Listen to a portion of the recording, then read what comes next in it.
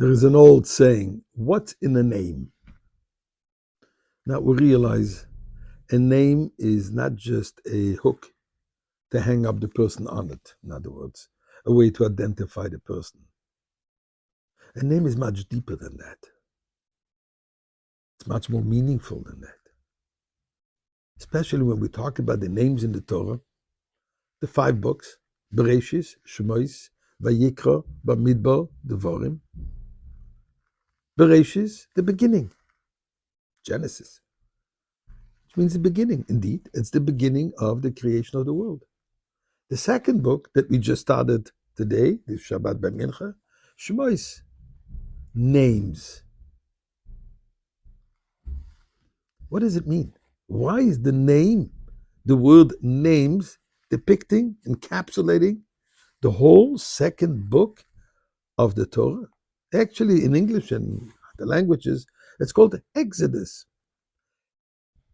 It depicts it more than what the names here, because a big section of the whole book of Shemos talks about the exodus of the Jewish people, exile and exodus, being in exile, coming out of Egypt, which is the purpose of all about. So why Shemos? Let us first say chapter 100 of Tehillim, and then we'll try to get a little idea.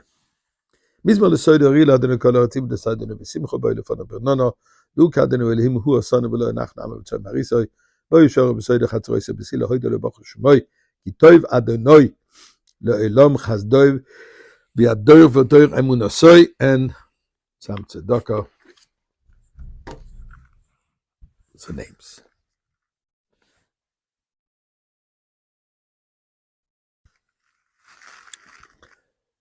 As we just said before, the second book of the 5 books of the Torah is telling us the story how Yaakov came down with his family to Egypt. And these are the names, and it goes down list them, Reuven, Shimon, etc. The names of the 12 tribes. And then the Torah goes on to tell us the whole journey, how they were becoming slaves, and then the whole miracles, how they came out of Egypt, then when they received the Torah. So really the second book is where the Jewish people become a nation. They're becoming the Jewish nation. Till now, they were Hebrews, Ivri, which means temporary. Now they're becoming a permanent people, the Jewish people, which happened later on when we received the 10 Commandments. But the story is beginning with the exile. And why is that? Because they needed to go through exile to be able to receive the Torah. And you can ask the question, why? Why do we have to go through suffering to get something new? Why do we have to go through suffering to get the Torah? So the number of points to it, one of them, going back to the concept of names, name represents also the identity of the person. Who am I? Am I Robert or am I Reuven? Am I Abi or am I Abraham?